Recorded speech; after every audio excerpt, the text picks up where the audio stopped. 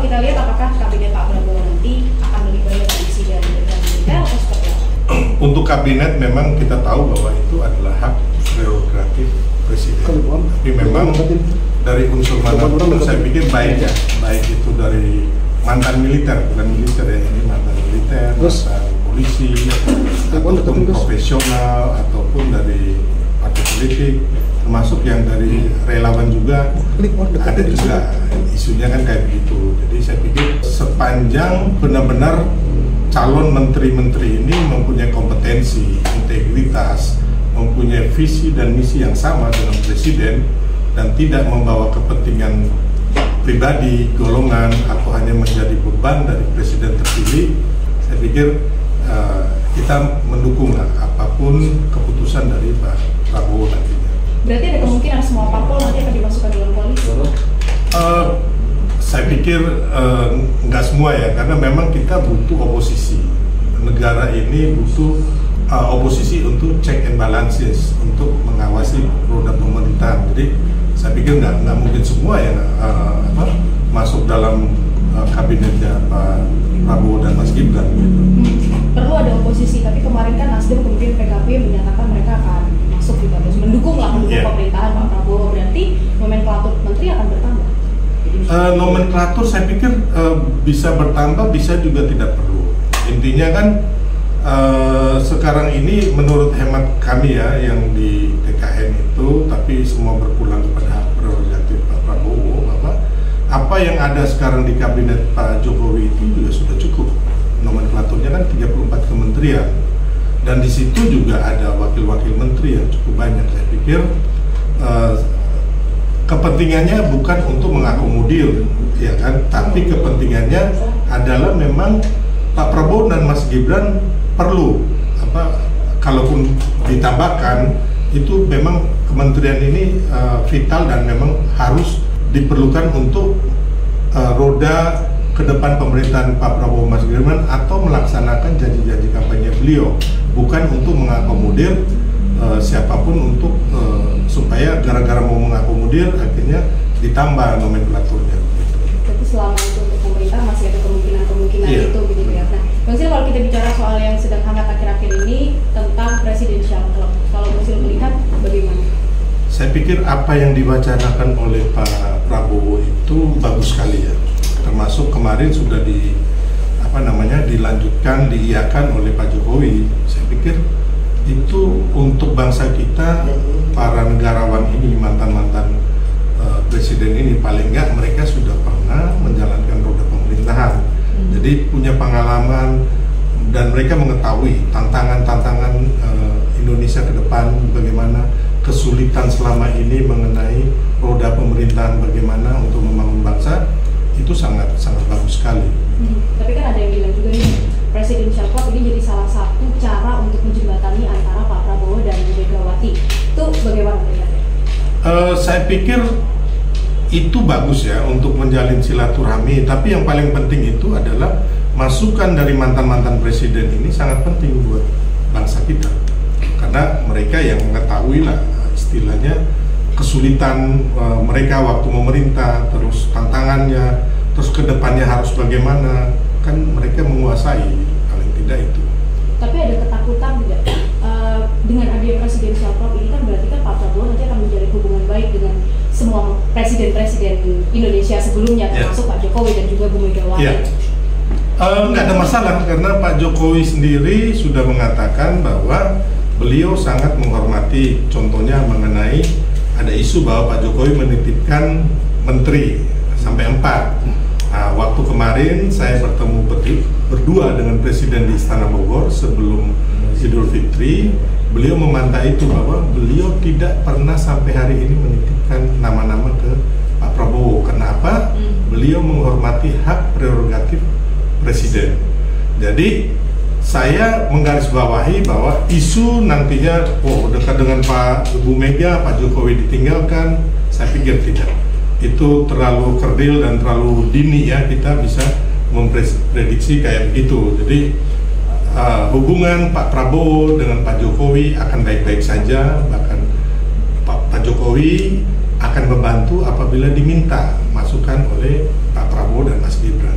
Hubungan Pak Prabowo dengan Bu Mega juga baik, ya saya pikir nggak bagus-bagus saja, termasuk dengan Pak SBY tentunya, karena kita melihat Pak SBY juga bagus, Bu Mega juga bagus, Pak Jokowi juga bagus. Bagaimana kekuatan negarawan ini memberikan masukan kepada Pak Prabowo ke depannya itu sangat baik buat Pak Prabowo dan Mas Gibran dan kita semua bangsa Indonesia. Bang Sil, ini respon sedikit Bang, kalau TKN melihat ini kan ada beberapa partai yang bergabung menjadi pendukung Pak Prabowo atau koalisi seperti mungkin Nasdem, PKB, yang Nasdem ini kan tidak berharap kursi menteri itu semuanya diserahkan ke Pak Prabowo. Ini Anda selaku TKN bagaimana respon melihat hal ini, Bang?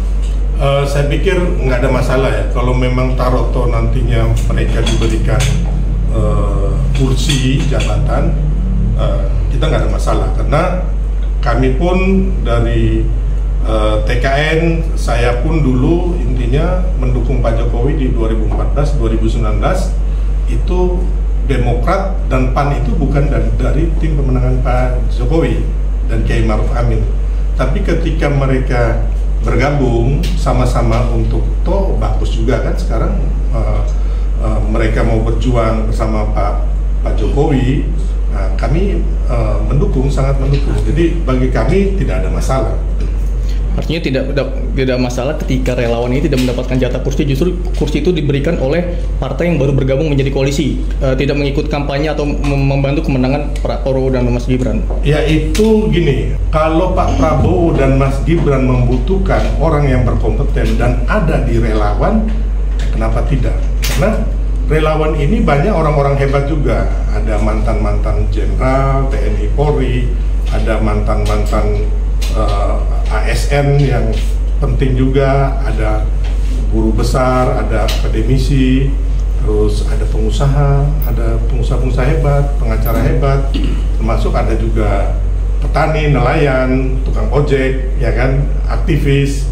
Mereka ini kalau menurut saya mereka juga orang-orang hebat, orang yang punya integritas, orang yang mumpuni, punya profesionalitas, termasuk ini diakui oleh Pak Prabowo Mas Gibran, termasuk oleh tim di TKN yang dari partai. Jadi kita sama-sama, saya mau menggarisbawahi bahwa antara Prabowo Gibran, partai politik dan relawannya ini sangat solid.